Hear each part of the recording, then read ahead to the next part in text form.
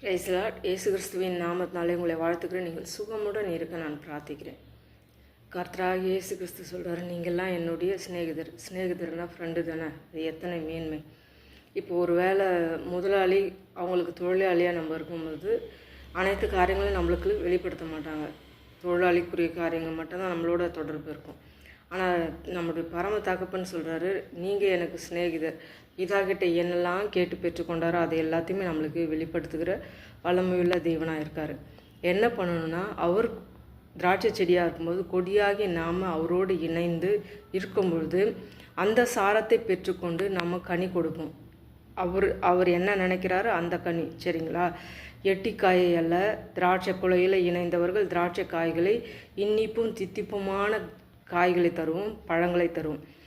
அதாவது யோவான் 15:7 பார்க்குறோம், நீங்கள் என்னிலும், அதாவது நாம் அவரிலும் அவருடைய வார்த்தை உங்களிலும் நிலைத்திருந்தால், என் வார்த்தை, நான் அது மாற்றி வாசிக்கிறேன், அது வசனமே அப்படியே வாசிக்கிறேன் பாருங்கள். நீங்கள் என்னிலும் என் வார்த்தைகள் உங்களிலும் நிலைத்திருந்தால் நீங்கள் கேட்டுக்கொள்வது எதுவோ அது உங்களுக்கு செய்யப்படும்.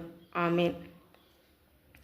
இங்கே 14 பார்க்குறோம், நான் உங்களுக்கு கற்பிக்கிற யாவையும் நீங்கள் செய்வீர்களானால் என் சிநேகிதராக இருப்பீர்கள்.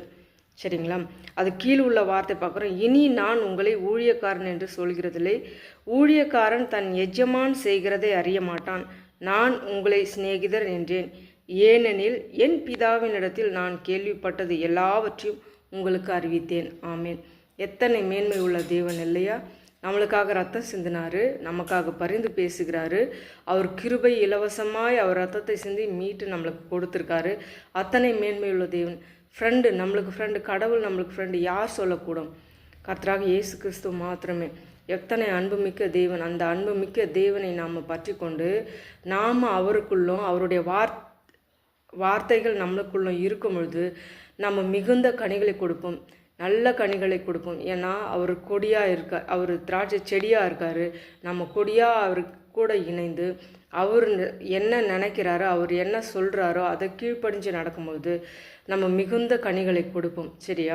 கனி கொடுக்குற வாழ்க்கை ஒரு ஆசீர்வாதமான வாழ்க்கை, அற்புதமான வாழ்க்கை, ஒளி வீசுகிற வாழ்க்கையாக இருக்கும். அந்த வாழ்க்கையை வாழ்வதற்கு உங்களுக்கு விரும்புமா? இன்றைக்கு கர்த்தராக இயேசு கிறிஸ்து உங்கள் உள்ளத்தில் இல்லத்தில் ஏற்றுக்கொள்ளுங்க. கண்டிப்பாக நிறைவான ஆசீர்வாதத்தினால் நிரப்பி வழிநடத்துவார். ஆம் என்றும் ஆமேன் என்றும் பதில் தருவார். அவரே நல்லவர், மகிமையின் தேவன், மாட்சிமையின் தேவன். ஆமேன், அல்லேலூயா. நீங்கள் ஆமேன் சொல்லி டைப் பண்ணி நீங்கள் அப்படியே ஜெபிங்க, ஆண்டவர் அற்புதங்களை செய்வார். அல்லேலூயா.